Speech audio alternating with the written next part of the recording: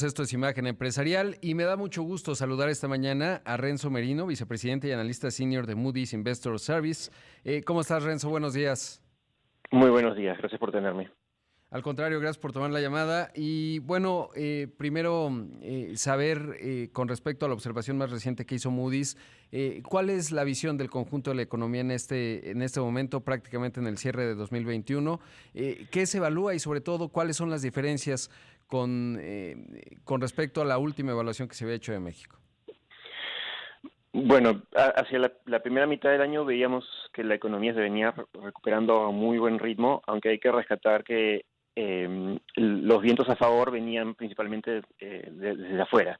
No era la gran demanda que existía desde los Estados Unidos por los bienes o las exportaciones de México que estaban apoyando esa recuperación algo dinámica.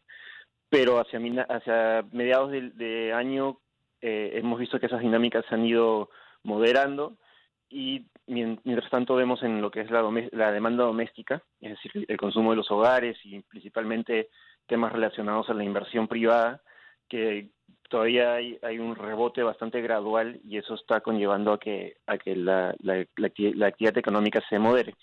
Para este año esperamos que el crecimiento esté entre el 5,5 y 6%, que suena como un número considerable, pero principalmente refleja un rebote estadístico, ¿no? Luego del gran choque que sufrió la economía mexicana el año pasado, como le ocurrió a muchas otras economías alrededor del mundo.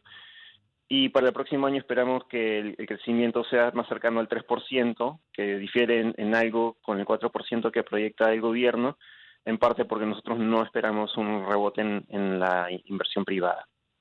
Por supuesto, ¿qué tanto influye el asunto de, pues el problema de cuellos de botella, el abasto de microprocesadores que vinculado al sector de la manufactura automotriz es fundamental y le ha afectado fuerte? ¿Qué tanto estos dos factores y eso y también vinculado a la inflación juegan en términos de lo que están evaluando?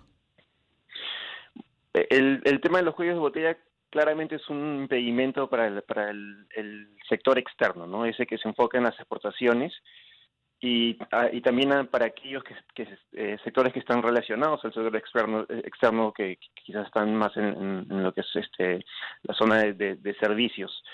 Eso puede afectar, ¿no? Esa parte de la economía, pero digamos, el mayor componente que explica la actividad económica en el caso de México está relacionado a situaciones domésticas, ¿no? El consumo en los hogares o la inversión.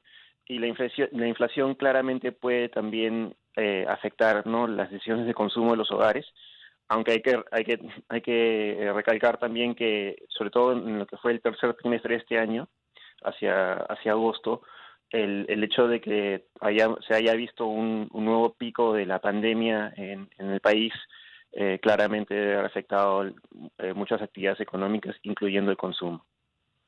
Sin duda es un asunto clave. Ahora, el otro elemento pues que genera mucha incertidumbre, al menos mucha inquietud, es el de la reforma eléctrica o la reforma constitucional en materia energética. Ahí, ¿cuál es la evaluación y sobre todo la probabilidad que le asignan en caso de ser aprobada?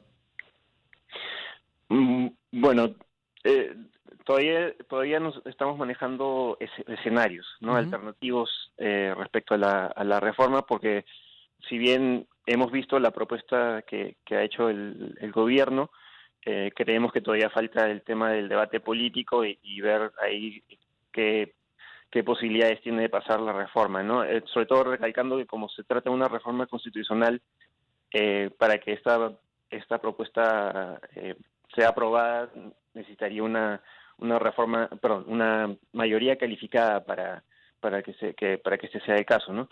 En todo caso, con los datos que tenemos actualmente, que es decir, ¿no?, la propuesta que ha sido presentada por el gobierno, creemos que hay riesgos que podrían afectar aún más el perfil crediticio del gobierno de México, que nosotros ya habíamos identificado dentro de lo que es la perspectiva negativa de la calificación Baa1.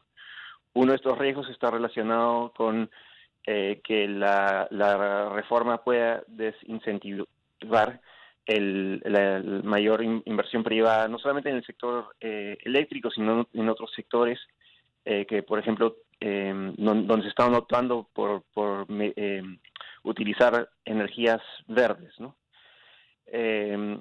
Entonces, esto podría conllevar a que el crecimiento de mediano plazo sea más débil. Otro tema que podría haberse afectado es el marco institucional del país, donde se podría debilitar un poco más, sobre todo en temas regulatorios y de asignaciones de precios por el mercado. Y esto podría conllevar nuevamente a que los inversionistas tengan menos certeza respecto a sus inversiones en el país. Y el último tema que creemos que es un riesgo sería que debido al crecimiento de la demanda por energía hacia adelante, eso implique que CFE tenga que realizar mayores inversiones y que para lograr eso el gobierno tenga que apoyar a la Comisión.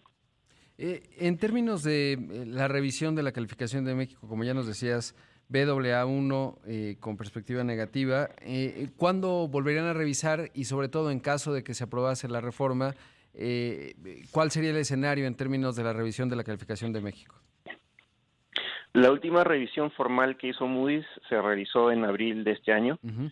Y a partir de ese momento nosotros tratamos de resolver esas perspectivas negativas dentro de los siguientes 12 a 18 meses. Obviamente si ocurre algún, evento que sea material para el escenario base que apoya la calificación, podríamos actuar antes. Pero nuestras estimaciones es que tendremos información para poder revisar esta perspectiva negativa en particular durante el transcurso del próximo año. Y claramente lo que ocurra con la reforma eléctrica será también un insumo importante para nuestra decisión. Algo importante es la evaluación que hacen de las ESG en términos de México. ¿Ahí cuál sería, digamos, el comentario? Obviamente referido al Environmental, Social, Corporate Governance, que es, bueno, pues ya cada vez más importante. Sí, en el caso de México vemos que hay que el perfil crediticio del soberano está moderadamente expuesto a riesgos ambientales. Lo hemos visto en los últimos años con temas particularmente de sequías. Por el lado social también hay una exposición moderada. Estamos viendo, que todavía hay temas no relacionados a la seguridad de la ciudadanía. También estamos viendo que hay un proceso de envejecimiento de la población que en adelante podría conllevar a mayores presiones para los gastos de pensiones, sobre todo del sector público, y eso es algo que también nosotros estamos recalcando dentro de la perspectiva negativa. Y en cuanto al governance, ¿no? La gobernanza, que es el último factor de la ESG.